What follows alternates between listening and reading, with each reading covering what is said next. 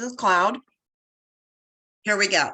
Okay, you guys, welcome. Happy hump day. Happy Wednesday. Happy just to be alive and we woke up today. I am Victoria Dela Cruz, Managing Director in the Crazy Seller, and I'm really excited about this call. I have pulled out my crown because we are going to talk to some incredible queens of recruiting right now. And so this is going to be like some quick tips, things that these two amazing gals are doing that you can pick up on, put them in your toolbox, and help with the what I call sprint to the end of the month with our incredible promotion that we have going on. So they have kind of drawn straws and decided who's going to go first. So I am so excited to first introduce to you guys Monique Mason, who is rock star. She has been doing some incredible recruiting. So Monique, can you give us like 3 of the tips to like getting somebody on board? Like, what are 3 quick tips that you have? Well, the first tip is to always keep your funnel full, to basically have people that you're talking to, because we all know, we've heard this a million times, right? That it takes on average 7 to 12 interactions or 7 to 12 touches before someone says yes, no, right? So if you're just kind of always barking up the same tree, it takes the joy out of it. So I am a big believer in talking to as many people as I can. So that is here are, as far as that, and then I'll kind of go real quick into like moving into the business. But I belong to a couple different Facebook groups, non-Scout and Seller related Facebook groups. Now you have to, of course, follow the rules of the Facebook group. So I'm not posting in my Butcher Box Facebook group that I market Scout and Seller wine, or that I market wine at all. What I do is post pictures of my dinners, which is always paired with a bottle of clean crafted wine, because Butcher Box is a subscription. So these people already understand the idea of a subscription. If they could partner with Butcher Box, they probably would, but that's not an opportunity, right? So they're already like-minded, clean eating, clean habit people. So I am very active on there, and actually I've gotten customers and consultants because I lead with the business.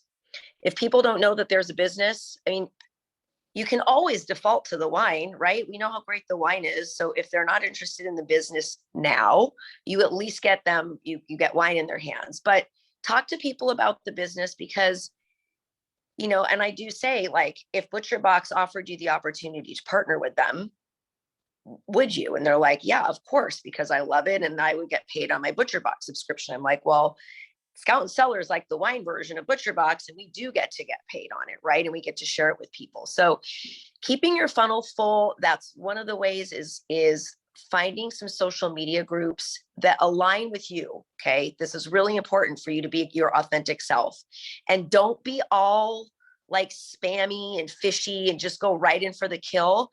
Build relationships, because, you know, whoever you said yes to, and for whatever reason you said yes, it's because you had a relationship, most likely, with the person that introduced you to Scout and Seller, that shared the business with you.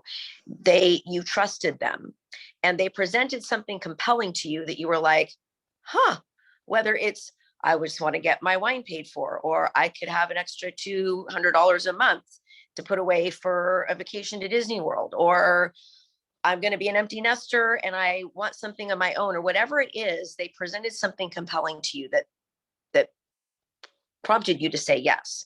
That happened because of relationship, not because you just went in and were like, hey, you seem like a really cool person and I think you should market wine with me, because no one wants to be spammed like that. So I think being really genuine and building relationships.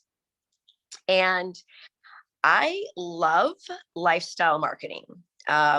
Richard and I are empty nesters, especially now that stuff is opened up, that we can go to happy hour. You can, if you're taking an Uber, wherever. I take Scout and Seller with me wherever I go. I talk to every single server, every single bartender, because if they're in the hospitality industry, they like people. And you can make great money, but it's also a grind. And if they're working nights, well, gosh, they've got time during the day and they're already kind of maybe know about wine and food and wine pairing. So I bring wine with me and I'll ask them, I'm like, have you heard of clean crafted wine? And I'll start a little conversation with them. I will always get their contact info and then follow up with little tiny nuggets, little drips, little, like you're dating them. So, I don't just go in and like spew Scout and Cellar all over them and be like, oh my God, this is the best business ever. I know I just met you, but you should totally join my team because we're awesome and it's super fun, because they're going to go like, this lady's crazy and I'm going to go run for the hills. But I have conversations with them. And if they're local, I'll be like, you know what? I would love to share some wine with you so you can experience it. Let's get together. And then when I'm together, I can talk to them. There's a little acronym I like to use, TINY. Think tiny. And that stands for their interests, not yours. Oh, that's awesome. Yeah. The more you can find out about the person that you're talking to, because we kind of all think like everybody wants to make extra money. Not that we don't, I mean, everybody loves having extra money, but oftentimes people say yes to this opportunity, not because of the money. So the more you can know a person, the more you can have a relationship and find out what's going to resonate with them, what's missing in their life. Like, I didn't even know how much a sense of community was missing in my life. I didn't know how much I needed a wine tribe, a tribe of incredible women that had become my best friends. I didn't really know I needed that. But now that I have it, I was like, crap, I did need it.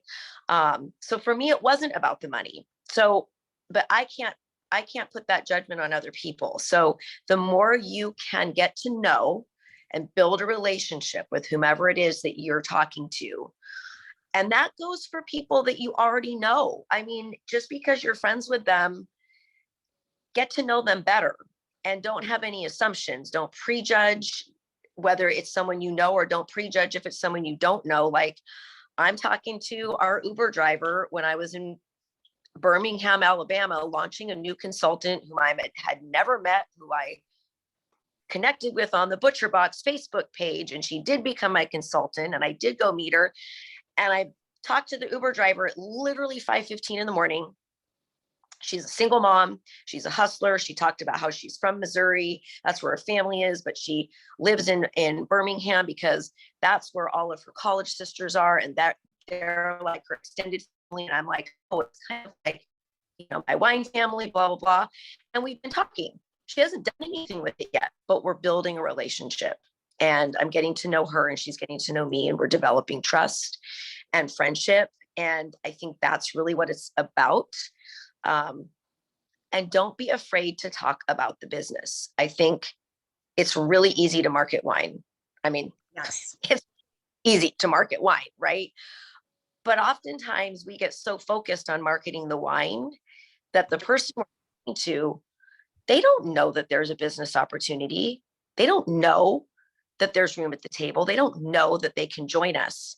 They don't know all of the awesomeness that they could be a part of if we don't present it to them. So I think a lot of, especially new consultants, they're kind of afraid to jump in with that, and they miss that boat.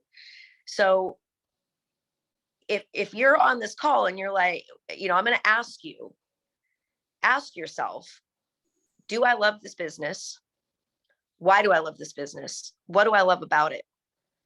Be really bulletproof in those things that you love, that you want to share with people, because that's what's going to resonate with them. And the more you can either talk to them on the phone or in person, that's where the booty is, you guys. Because you know what?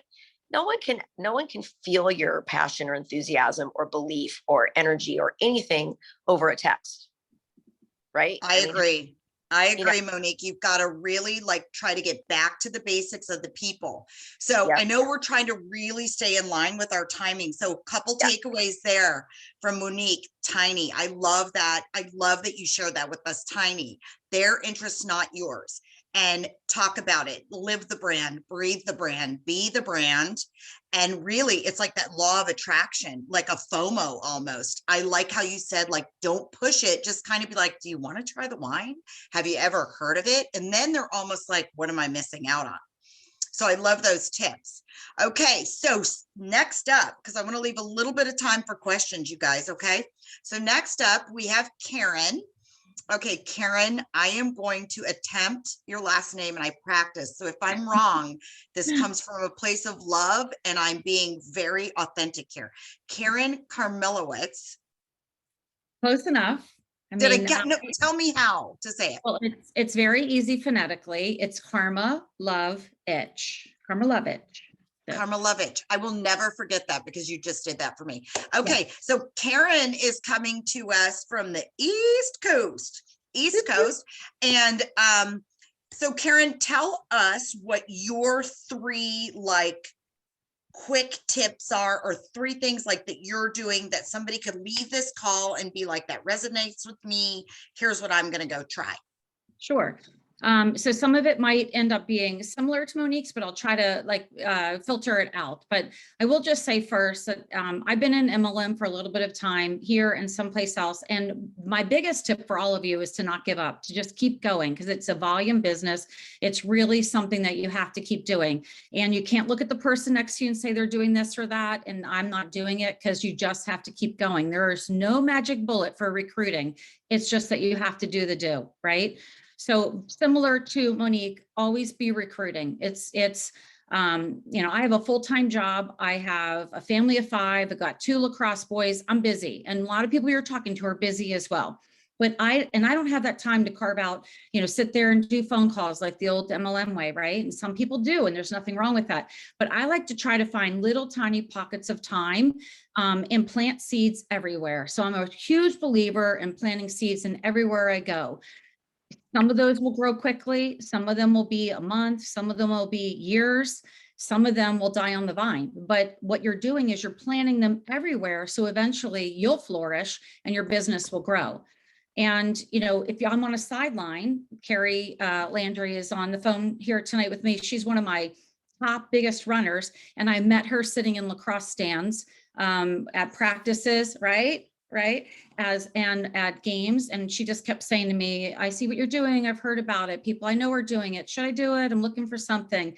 And I didn't push her, as Monique was saying. And you just eventually knew, I eventually knew that she would get excited enough about my enthusiasm and get there. If you don't have kids in sports, what activity are your kids doing? If you don't have kids, that's okay. Are you in church group? Do you go to book club? Do you travel? Who's sitting next to you on the plane? Who's sitting next to you at a bar? Go to wineries. Wineries have people that like wine. Talk to everybody and just keep collecting those people. That's my biggest thing. And number 2 would be action. Just knowing, and I'm East Coast, I'm talking fast, I know, and I'm trying to talk fast to get through it. So slow me down if I'm talking too fast. No, you're doing good. The only way you can grow your business, whether it's with getting orders or with recruiting, is by action. Social media is great for posting your lifestyle pictures, along with, you know, intermittently planting seeds to pique curiosity about the business or about the wine, but you can't rely on that for your phone to ring. It's just not going to happen. Look at who's responding to your stuff. Direct message them. Ask them if you can have a phone call. Go out for coffee. Do whatever you can. But always have a list of like 100 people at all times that's with you. Because if you're sitting in a parking lot waiting for a kid to come out of school, or, you know, again, on a sideline, or be in the doctor's office, wherever it be, you always then have that. If you're old school, do it on a piece of paper. If you're new school, do it on your phone, but always have it there for you. So you can quickly just jump on, do some quick texts or make some phone calls and make it happen. To what Monique was saying, you know, make it personal. Don't dive in just with the business. Ask them about themselves, be curious back. uncover what their objections might be so you can address them early on and authentically. And just remember, it's not about you, it's about them. The fortune's in the follow-up. There's a lot of times people are going to say no to you, but it might not. I look at no's as just not right now. And I'm going to follow back up with them. So put them in your tickler file, whatever that looks like for you, and make sure that you're following back up with them on a regular basis. It could be just staying in touch with them like, oh, I saw, you were doing this at work, or you had a dance recital with your kid. Looks great. And then just keep talking to them. Eventually, you're going to bring the business back up. The more people you talk to, the greater your chance to succeed. My last point, and then I just want to give some examples of reach out language, is intention. I always lead with the business. The majority of the people on my team never tried the wine before they signed up. There's so many people that say, oh, I have to try the wine first. Oh, and then they kind of stay in your funnel forever and they never move forward. But I always share the opportunity first and make it about, why it would be like a no-brainer for them to join. It's a numbers game. And, I always think if I am not where I want to be in my business, I was executive manager before, I've fallen back to senior manager. That's nobody's fault but my own. I don't have enough people on my team to make me stay at a higher level or grow up the ladder. So with my intention of knowing I want to get to Cancun, I want to get to the higher levels within this organization, I have to make sure I'm doing it. And if I want 3 new people by the end of February, I need to do like at least 30 reach outs to make that happen. And those 3 people you bring in aren't necessarily going to get you to your goal. So what's your intention? How are you going to get there? So those are some quick tips. And then really some language that I use for reaching out, especially right now with the 129, a lot of it's pretty much a no-brainer. But one of my other good really runners on my team is very brand new. And I don't think Angeline's on the phone, but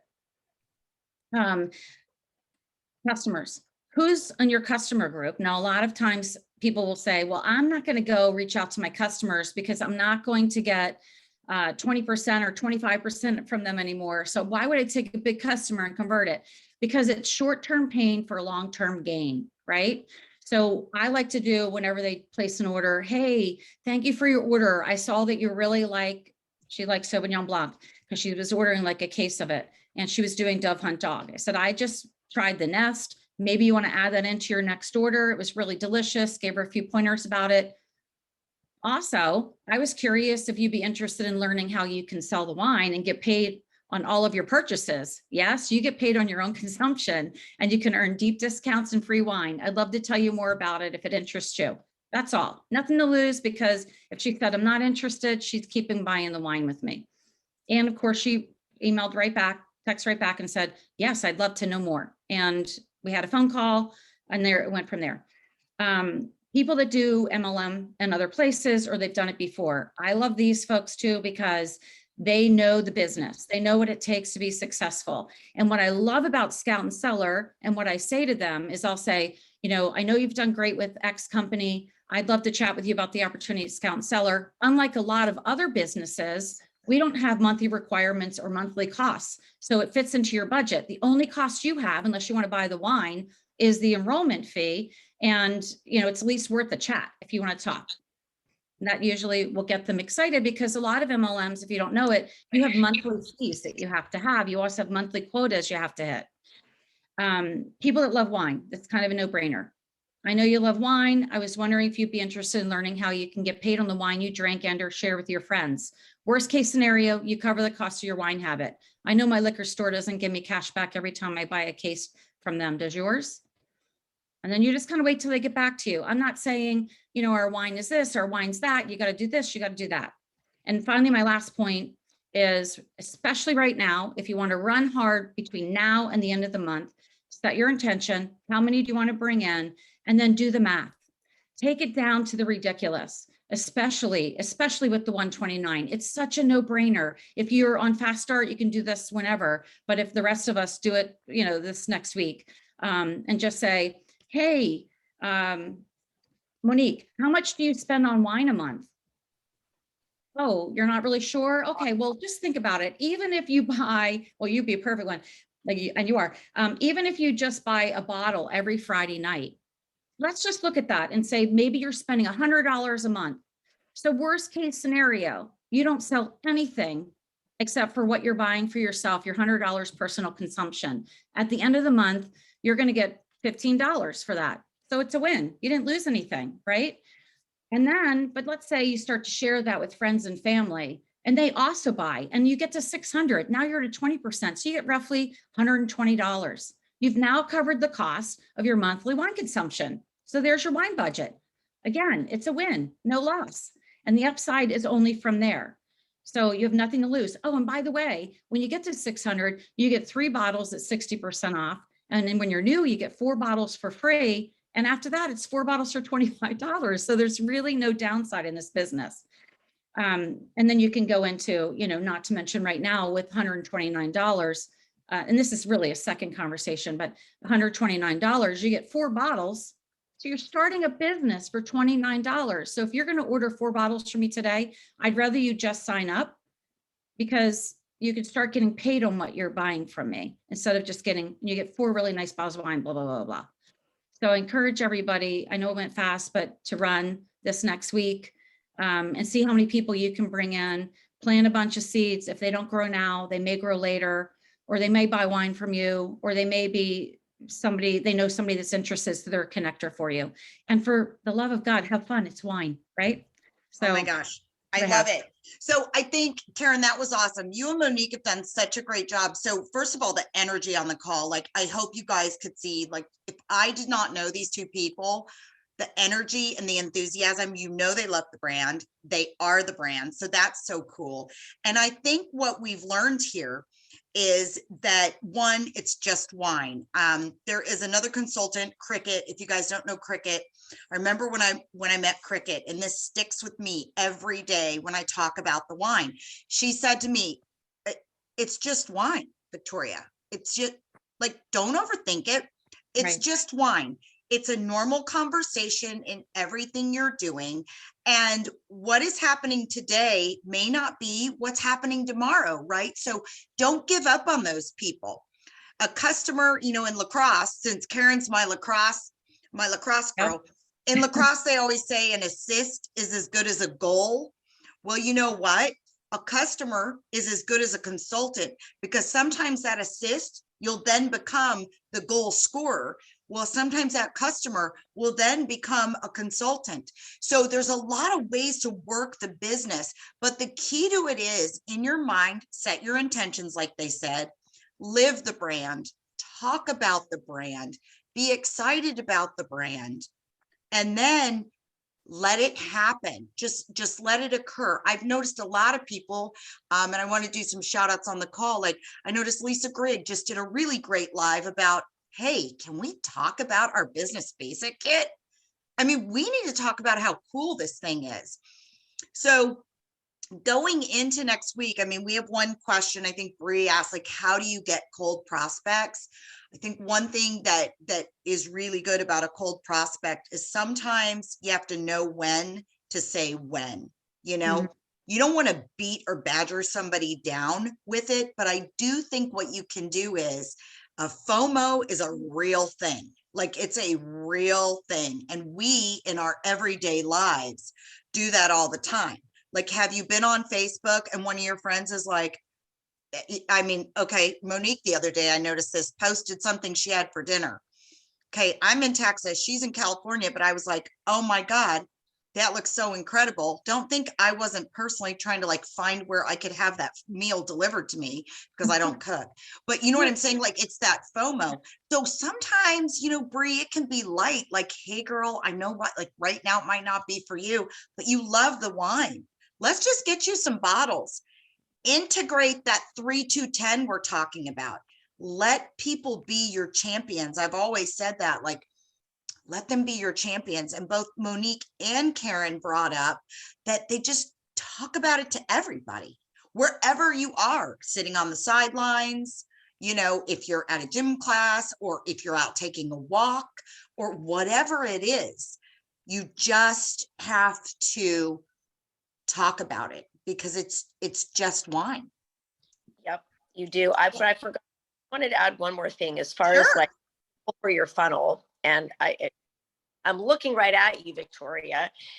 If you guys know people that are in an industry that involves gift giving, like realtors or mortgage brokers or financial people.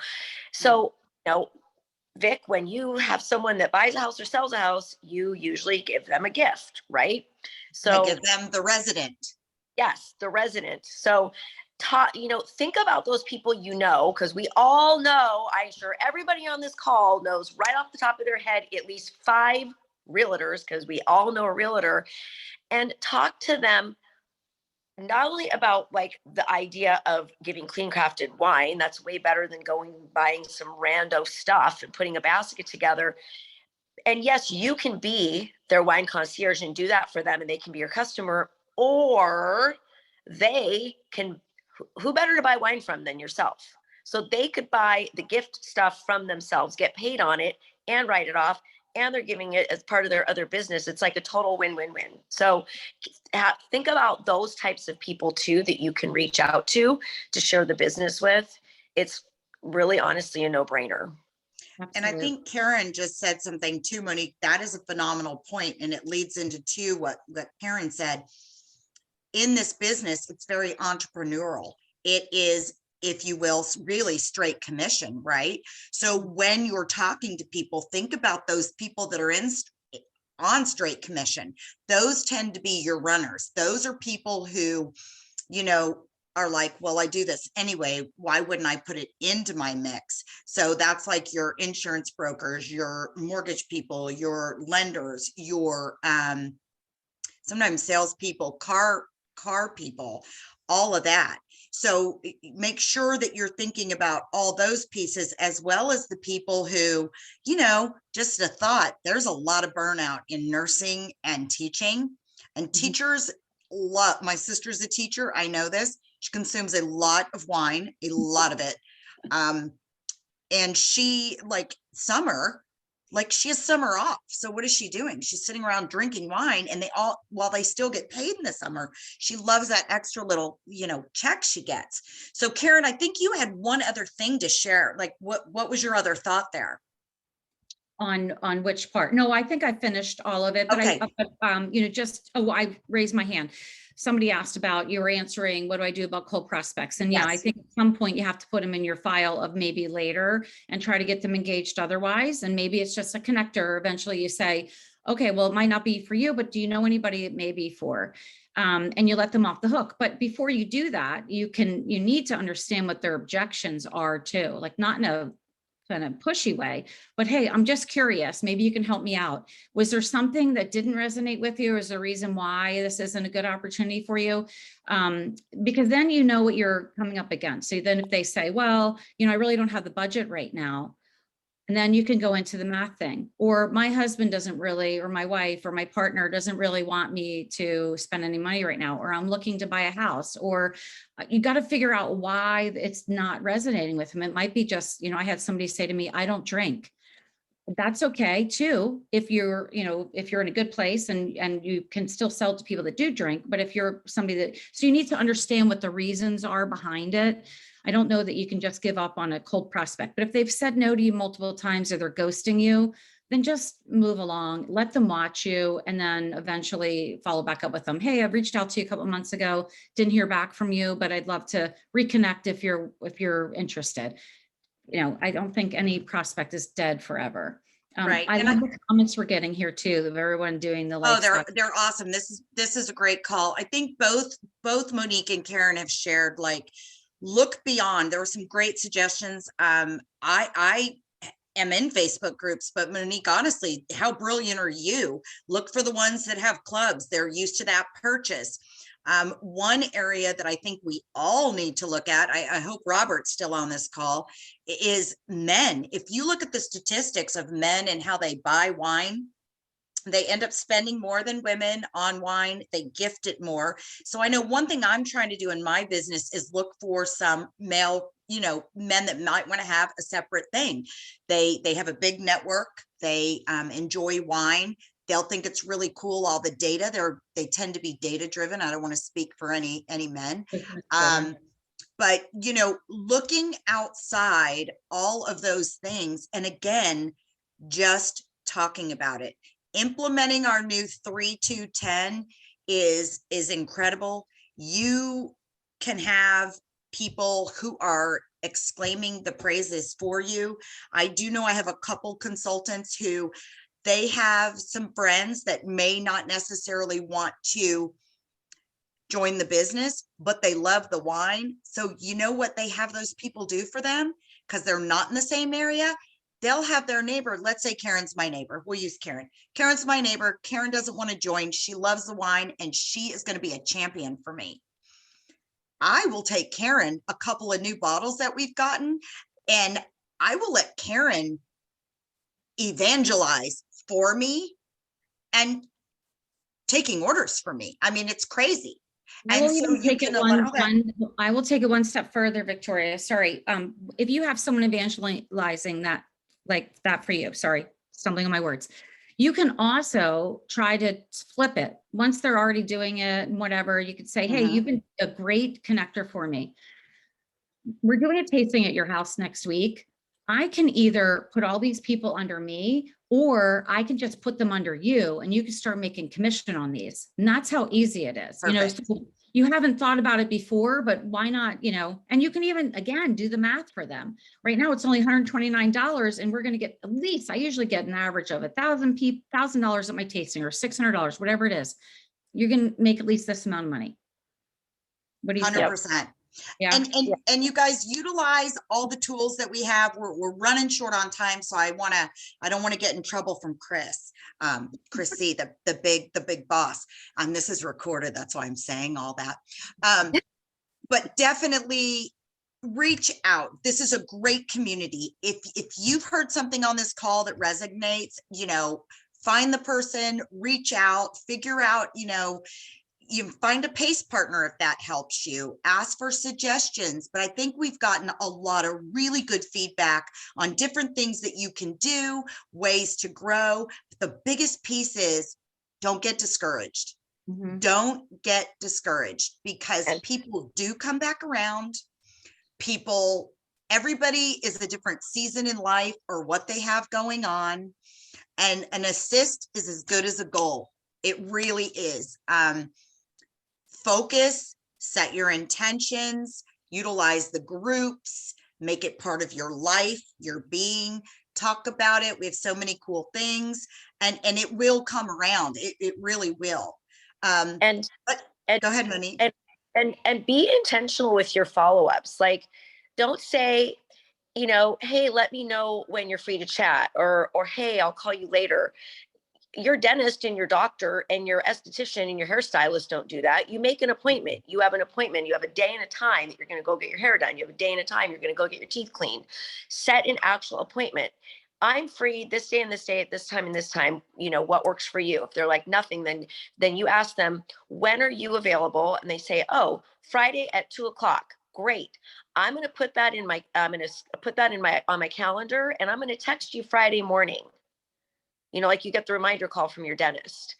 It keeps you accountable. It also shows them that you are reliable, you're respectful of their time, you're responsible, you're dependable, and that you are actually serious about this business, that you're not just like flitting around with it. So be really intentional with your follow-ups and scheduling your appointments, and you're the captain of the ship. So schedule the appointment. Don't leave it up like, hey girl, call me back when you have time to chat, because they're never going to freaking call you back. Right. The other thing I want to really emphasize on this call, to take back to your teams, to take back to everybody, utilize the leaders that are coming to these communities and doing these events. If you have somebody in a marketplace like Oregon, Lisa Grigg is doing something in Oregon, get your people to these events. Some people get a little shy about recruiting. Please utilize what we're doing in the field to help you. It is a community effort, and there are so many. I know Marley Page just did North Carolina. She's doing Hawaii. myself and Trish and Erin are doing Long Island. We're doing Philly. There's so many things coming. So let us help you grow your teams. Do not be afraid. When I started at Scout and Cellar out of Dallas, Fort Worth, my team started in Boston and Southern California. That is where the bulk of my team is out of state. So don't be afraid of that, and challenge yourself after this call to write down on a piece of paper 3 people you're going to call, 3 people that you're going to call and just talk about the business, or ask them if they liked the wine, or find out what they have coming up. And that will get you started on the road to recruiting and success in your business. Okay, you guys, thank you, Monique.